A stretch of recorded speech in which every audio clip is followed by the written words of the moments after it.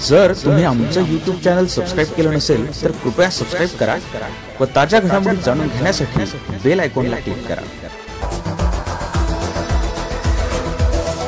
राज्य परिवहन महामंडळाकडून एसटी बसेसमध्ये मोफत मनोरंजनासाठी बसवण्यात आलेले वायफाय केवळ शोभेचे मनोरंजन बनले आहे। केवळ ठराविकच चित्रपट यात दाखवण्यात येत असल्याने मोफत मनोरंजनाच्या ऐवजी प्रवाशांना मनस्तापच सहन करावा लागत आहे।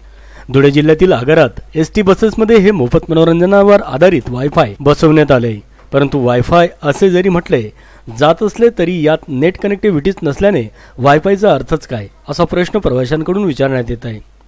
खासगी बसेसचे आव्हान पेलण्यासाठी तसेच स्पर्धेत टिकण्यासाठी एसटी महामंडळाकडून राज्यभरातील हजारो बसेसमध्ये हे वायफाय बसवण्यात आले। सुरुवातीला बसवण्यात आलेल्या या नवीन यंत्राबाबत अनेक प्रवाशांना उत्सुकता होती, परंतु ही उत्सुकता काही जास्त काळ टिकली नाही। नेट कनेक्टिव्हिटीच होत नसल्याने अनेक प्रवाशांचा यामुळे भ्रमनिराश झालाय। या वायफाय अंतर्गत देण्यात आलेल्या युजर आयडी व पासवर्डनुसार केवळ ठराविकच 4च चित्रपट प्रवाशांना दिसत आहेत। त्याचप्रमाणे टीव्ही सिरियलच्याही ठराविक मालिकांमधील काही भाग दिसत आहेत। त्यामुळे वारंवार तेच पाहून प्रवासी देखील कंटाळले असल्याचे त्यांच्याकडून सांगण्यात येत आहे। मी सतीश सोनवणे, रिटायर्ड ऑफिसर, आदिवासी विकास प्रकल्प नाशिक।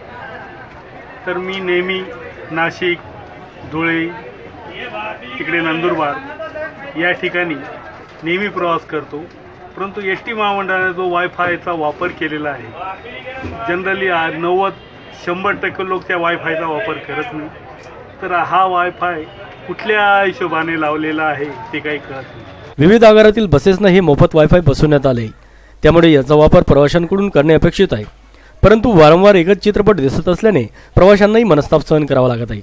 खासगी वाहनांचे आव्हान पेलण्याचा प्रयत्न सतत तोट्यात सुरू असलेल्या एसटी महामंडळाला संजीवनी मिळण्याची आवश्यकता आहे।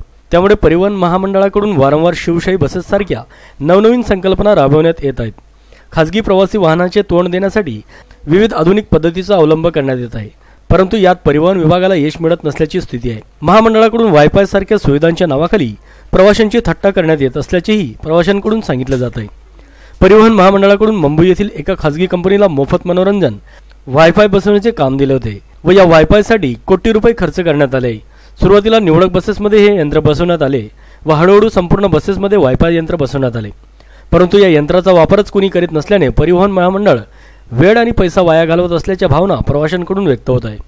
तरी एस टी महामंडळाने निरर्थक प्रवाशांवर याचा खर्च लादलेला आहे। तर हा वायफाय माझी एस टी महामंडळाला एक रिक्वेस्ट आहे, दे शुड स्टॉप इट।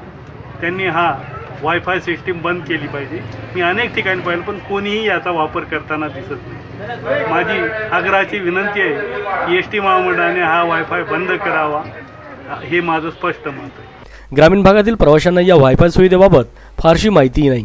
अनेकांजवळ साधे मोबाईलही नसल्याने ही यंत्रे धूळखात पडलेली असल्याची सांगण्यात येत आहे व प्रत्येक व्यक्तीकडे स्मार्टफोन असल्याने प्रवासी अनलिमिटेड नेट यूज करीत आहे।